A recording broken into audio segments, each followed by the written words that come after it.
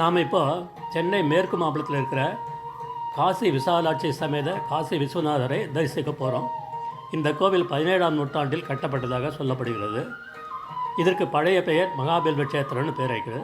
இங்கே நிறைய வில்வ மரங்கள் இருந்ததால் மாம்பலம் என்று மருவிடுது.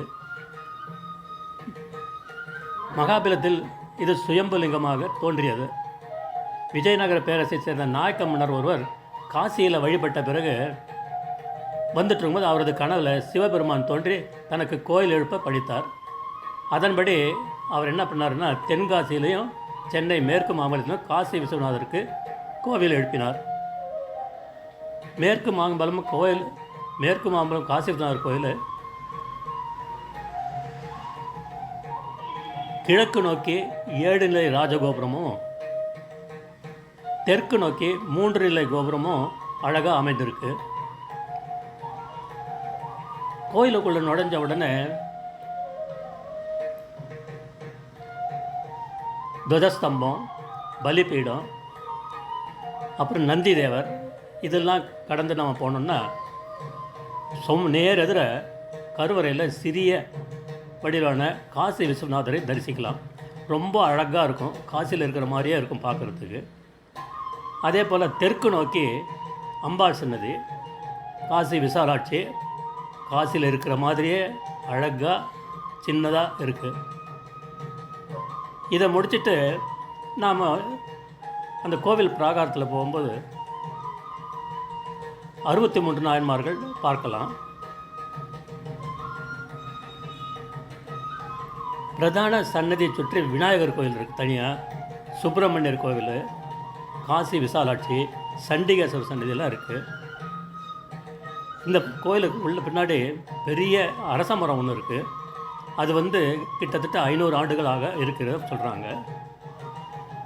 கோவில் மண்டபத்திற்கு வடக்கு சுவற்றிலாம் சிவபெருமான், பார்வதி திருக்கோலம், நடராஜ திருநடனம், ஊர்தவ தாண்ட பெருமான்னு நிறைய நடன காட்சிகள் ஓவியமாக இருக்குது. மண்டபத்தில் இருக்க ஒரு தூணில் நந்தி தேவர், சங்கர நாராயணர், சரபேஸ்வரர், கிருத்தியங்கரா தேவி, ஆஞ்சநேயர், காமாட்சி அம்மன், அர்த்தநாரீஸ்வரர் சிற்பங்கள் அழகாக காணப்படுகின்றது. இந்த கோவிலில் பங்குனி உற்சவம் ரொம்ப வெகு விமர்சையாக கொண்டாடப்படுகிறது. அதிகார நந்தி, யானை, குதிரை உள்ளிட்ட வாகனங்களில் சுவாமி அம்பாள் எழுந்தள்ளி பக்தர்களுக்கு அருள் பாலிக்கிறாங்க. இதில் ஒரு விசேஷம்னா 63 நாயன்மார்களும் பக்தர்களுக்கு வெளியில் காட்சியளிக்கிறார்கள். இந்த கோவில் சென்னை மாம்பலம் ரயில்வே ஸ்டேஷன்லேருந்து பக்கத்துலேயே தான் இருக்குது. கிட்டத்தட்ட ஒரு 10 நிமிஷம் தூரம் தான். அதே போல் டி நகர் பஸ் ஸ்டாண்ட்லேருந்து மேட்டூர் சப்வே இறங்கி ஏறின உடனே இது இருக்குது. இந்த இடத்துல பக்கத்துலேயே நீங்கள் காஞ்சி சங்கரமடத்து காமாட்சி அம்மன் சன்னதி இருக்குது. காமாட்சி அம்மன் உட்கார்ந்த நேரம் ரொம்ப அழகாக காஞ்சியில் இருக்கிற மாதிரியே பார்க்கலாம். அதுக்கு பின்புறம் கிட்டத்தட்ட 100க்கு மேலே பசுமாடு இருக்கிற கோசாலை இருக்குது. ஸோ இதெல்லாம் பக்கத்தில் இருக்கிறதுனால பக்தர்கள் எல்லாத்தையும் சுற்றி பார்த்து அழகாக வரலாம். எல்லாருமே ஒரு விஷயம் கேட்டுக்கிறேன், ஒரு தூரம் இந்த கோயிலுக்கு தரிசனம் பண்ணுங்க. காசிக்கு போயிட்டு வந்த புண்ணியம் கிடைக்கும்னு சொல்கிறாங்க.